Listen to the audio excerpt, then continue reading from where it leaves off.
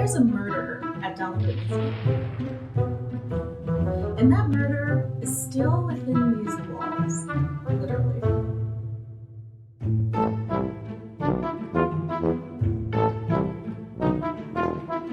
In the Victorian era, the latest trending fashion was notoriously dangerous.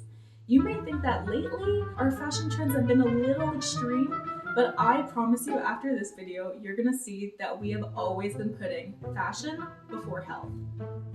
The infamous culprits you've probably already heard of are shapewear like corsets, bustle skirts, and stretch collars, but we're gonna bring attention to the more silent killers that are as or even more deadly.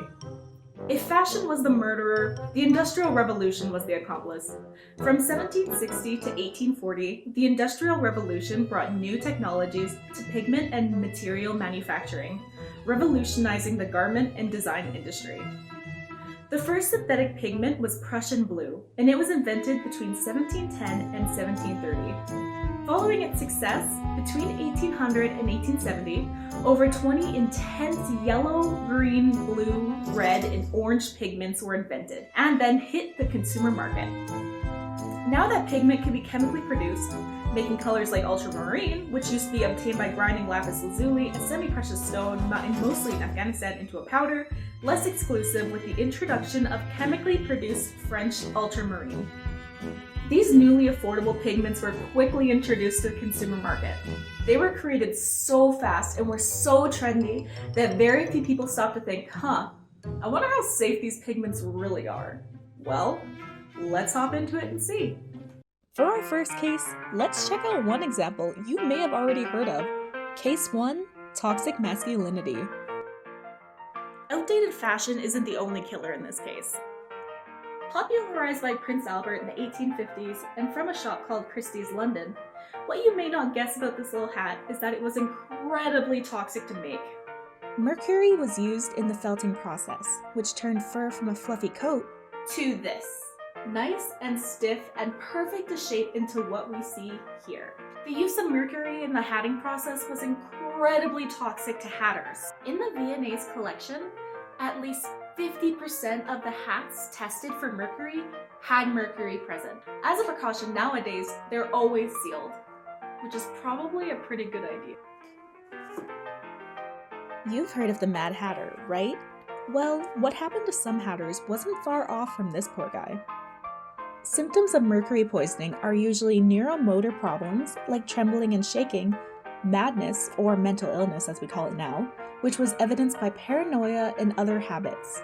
We also saw cardiorespiratory problems, loss of teeth, and in some unfortunate cases, death. This took a long time to discover, and they weren't harming the wearer of the hat, as the lining inside protected them from mercury exposure. But unfortunately, the hatters breathing in this mercury weren't as lucky. It was only in the 1960s that this use of mercury in hat making was stopped.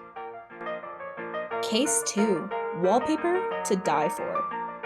Are you green with envy over this wallpaper? Well, don't be. Out of all the colors introduced during the Industrial Revolution, green was the most deadly. In 1771, Carl Wilhelm Scheele developed a green pigment from copper and arsenic trioxide through dissolving the materials in water and heating the mixture.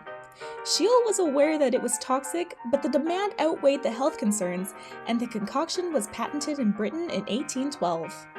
Pigment manufacturers ran with this new shade of green, called Scheele's green, and used it to create more shades of green. Lighter shades of green, like a lime green, had more arsenic in it. And unfortunately, during the Victorian era, emerald was extremely popular.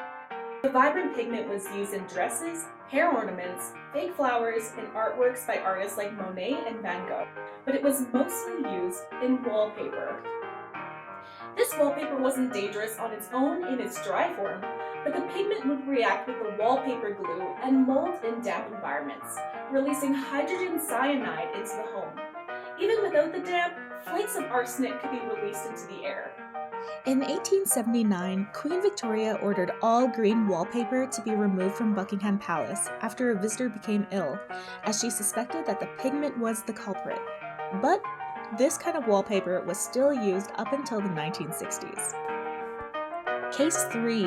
Miniskirts save lives. Picture it. It's the 19th century.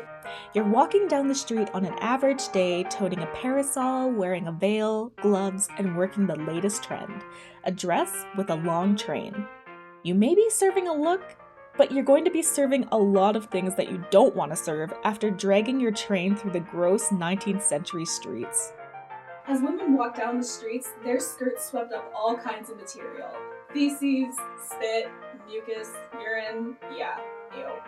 There were even ad campaigns that highlighted the dangers of this trend, but showing leg was a hard taboo to beat in the time of rigid Victorianism. So having a shorter skirt wasn't an easy sell. In the end, the eventual rising of the hemline was better for the health of the skirt wearer and for those around them. Miniskirts literally would have saved lives. Misogyny was a heavy influence in these two. Women were blamed for all kinds of things.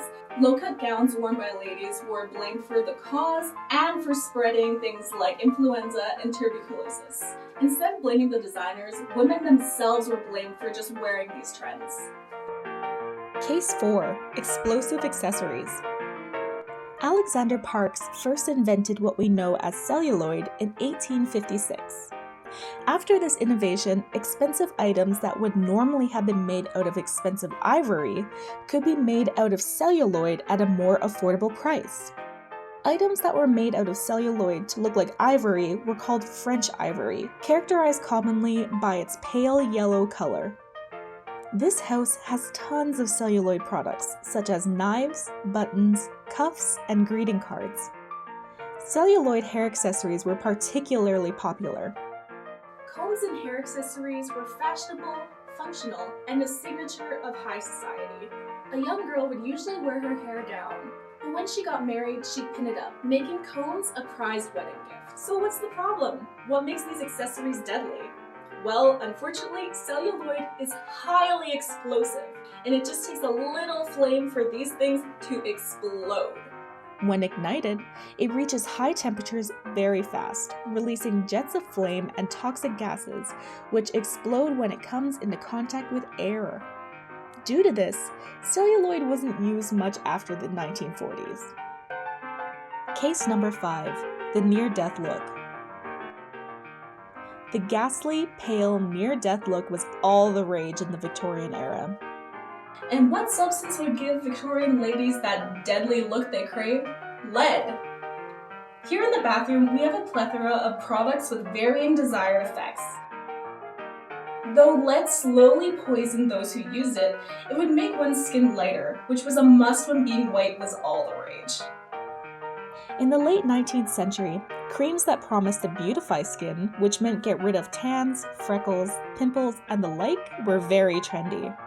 Wealthy women desired whiter skin, as it was a symbol of privilege and showed that they didn't have to work out in the sun.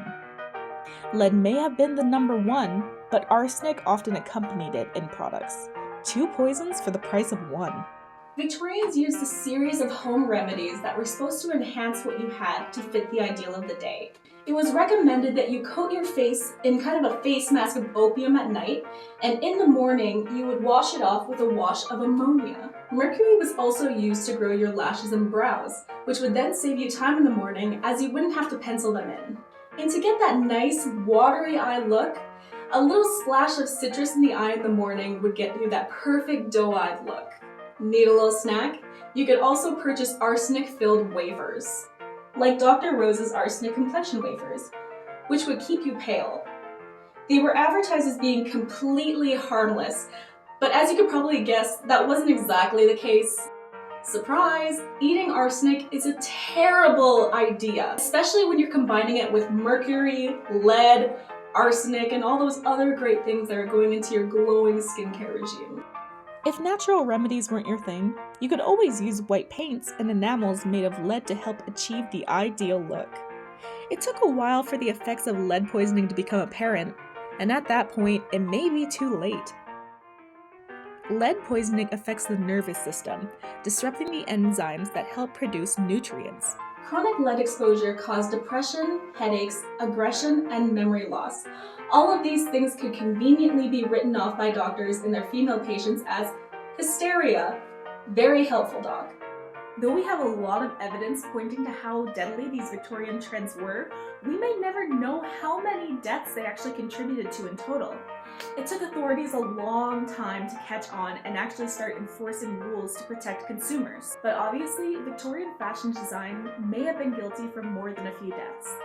The Victorian era was one of discovery and industry, with very minimal testing. But when the results were often so fantastic, a lot of Victorian trendsetters were willing participants to test out these products. But hey, beauty is pain, right? Thank you to Safe at Home Manitoba for making this video possible. If you like this kind of content, let us know down in the comments and hit subscribe to stay up to date with all things Dalnavert.